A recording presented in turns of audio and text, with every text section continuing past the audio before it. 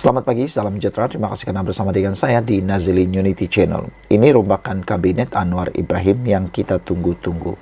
Pastinya yang lebih menarik ialah calon-calon yang bakal masuk dalam kabinet Anwar Ibrahim itu siapa? Itu soalan yang pertama. Soalan yang kedua, siapa yang bakal dipecat dengan tanda petik dipecat daripada kabinet Anwar Ibrahim? Kemarin saya mengisukan hal ini dan mengambil beberapa komen daripada netizen yang mencadangkan kabinet Anwar Ibrahim boleh mengambil ahli-ahli parlimen daripada blok pembangkang yang berprestasi supaya dapat membantu membangunkan negara ini, kata mereka lagi. Ambil yang jernih, buang yang keruh, kata mereka. Dengan itu, beberapa netizen mencadangkan Anwar Ibrahim mengambil menteri daripada blok pembangkang yang benar-benar bagus dan boleh bekerja sama. Saudara-saudara sekalian, tindakan itu juga, kata mereka, dapat menstabilkan kerajaan. Namun demikian, ramai juga netizen yang betul-betul tak setuju dengan keputusan kontroversi itu. Yang mana kata mereka tak perlulah, dalam kerajaan masih lagi ramai yang berpotensi, masih ramai lagi yang benar-benar layak, kata mereka. Antara komen kat netizen juga ialah mereka mahu supaya Anwar Ibrahim mengambil Khairy Jamaluddin sebagai menteri dalam kabinet terbaru itu, kerana kata mereka Khairy berprestasi. Khairy pernah menunjukkan prestasi yang amat membanggakan, kerana yang mengurus COVID dulu ialah Khairy Jamaluddin, dan pastinya beliau dapat mengatasi, dapat menyelesaikan banyak perkara dengan pengalaman luas beliau. Selain itu, netizen juga mencadangkan supaya Hishamuddin Tun Hussein turut diambil semula dalam kabinet Anwar Ibrahim, memandangkan beliau adalah orang yang benar-benar berpengalaman luas. Tetapi untuk mereka, jawapan yang kedua pula, siapa yang dipecat, kita sukar untuk meramal, kerana Anwar Ibrahim kata rombakan kabinet akan perlu dibuat jika prestasi menteri meleset. Makna kata Anwar Ibrahim memang bersetuju bahawa kalau ada menteri yang tidak menunjukkan prestasi baik, atau dengan kata lain meleset dari segi prestasinya, sudah tentu Anwar Ibrahim tidak akan keberatan melucutkan jawatan menteri tersebut, menggantikan mereka dengan yang lebih layak lagi. Jadi kita ucapkan syabas kepada Anwar Ibrahim. Ini komen terbaru daripada Datuk Seri Anwar Ibrahim berkaitan dengan rombakan kabinet tersebut. Anwar Ibrahim kata rombakan kabinet perlu jika prestasi menteri meleset. Perdana Menteri Datuk Seri Anwar Ibrahim berkata, rombakan kabinet perlu diadakan sekiranya prestasi jemaah menteri meleset, atau jika terdapat keadaan yang menuntut ia dilaksanakan bagaimanapun. Beliau berkata, tempoh masa setahun pentadbiran kerajaan perpaduan masih terlalu awal untuk membuat penilaian yang adil, dan menteri-menteri perlu diberikan peluang untuk memperbaiki serta meningkatkan prestasi. Beliau berkata kerajaan pada hari ini terbentuk daripada gabungan parti, maka setiap keputusan perlu dirunding dengan penyertaan harus setimpal dan mengambil kira kekuatan parti masing-masing. Lihatlah kehebatan Anwar Ibrahim ini. Beliau apabila bergabung dengan mana-mana parti politik, bekerjasama dengan mana-mana parti politik, Anwar ingat kerjasama itu, Anwar ingat prinsip itu.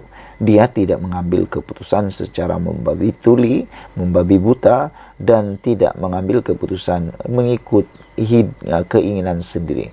Beliau masih mengatakan perlu mengikut perundingan. Inilah yang bagus. Beginilah pemimpin yang kita mau, bukannya pemimpin yang sudah bergabung tiba-tiba pula jadi pula abang long kawasan lah pula di gabungan tersebut. Kata Anwar Ibrahim, saya fikir tidak lama lagi, tetapi saya fikir setelah 1 tahun kita buat penilaian yang adil. Orang perintah 10 tahun, 3 tahun, setahun ini terlalu awal. Jadi menteri-menteri harus diberi peluang meningkatkan prestasi, termasuk Perdana Menteri, kata Anwar lagi. Kemudian, kalau ada sedikit penyesuaian berdasarkan pengalaman kita setahun, kita akan lakukan termasuk menambah sekiranya perlu, kata Anwar pada program wawancara khas setahun bersama Kerajaan Madani TV Krama Perdana Menteri terbitan TV3 yang disiarkan secara langsung malam tadi. Perdana Menteri pada masa sama menasihatkan jemaah menteri untuk tidak berasa selesa dengan prestasi yang telah dicapai Kerajaan Perpaduan sepanjang setahun mentadbir negara. Anwar berkata keselesaan kepada rakyat menjadi ukuran sebenar kepada pencapaian kerajaan yang harus sentiasa memberikan khidmat terbaik. Kadang-kadang apabila menjadi pemimpin, semuanya dirasakan terbaik. Sistem pendidikan semuanya nombor satu, kesihatan terbaik. Kita dengar dulu, tetapi bila lihat kenyataan, tandas pun tak dapat dibaiki, sekolah pun banyak yang robek, kata Anwar Ibrahim. Jangan kita termakan dengan penyakit keselesaan. Kalau tanya saya, kita buat sedaya upaya, tetapi jangan anggap ini sudah terlalu baik. Ada lagi keupayaan kita untuk membersihkan dan meningkatkan mutu dan etika kerja. Kerana akhirnya bukan angka pertumbuhan yang disebutkan, katanya. Sementara itu, Anwar berkata kerajaan perlu memberikan tumpuan kepada aspek tata kelola bagi memastikan pentadbiran yang bersih daripada gejala rasuah dan salah guna kuasa. Beliau berkata aspek tata kelola tidak boleh diremehkan dan mana-mana negara yang mempunyai keupayaan tinggi sekalipun tidak mungkin mencapai tahap membanggakan sekiranya isu tata kelola tidak diselesaikan.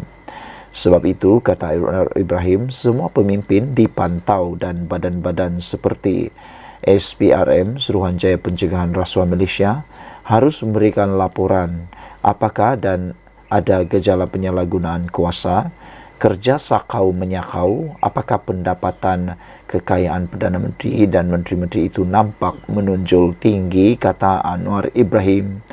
Ini kalau dapat dibersihkan, maka kita boleh melaksanakan beberapa kerangka ekonomi seperti ekonomi madani, transisi peralihan tenaga, transformasi digital, perindustrian dengan misi yang jelas.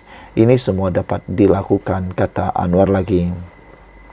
Menambah lanjut, Anwar kata, alhamdulillah setakat ini, walaupun masih ada ruang untuk diperbaiki, kita tetap telah mencapai apa yang kita lakukan dan ternyata lebih baik daripada dahulunya, kata Anwar Ibrahim lagi.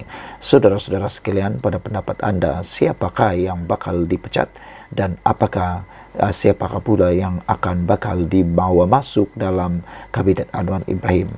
Dan Anwar Ibrahim dalam temu ramah ini juga seakan-akan memberikan gambaran bahawa beliau akan menambah bilangan kabinet kalau perlu. Sekian dulu untuk kali ini. Jangan lupa tinggalkan komen anda, tekan butang subscribe. Kita jumpa lagi. Bye-bye.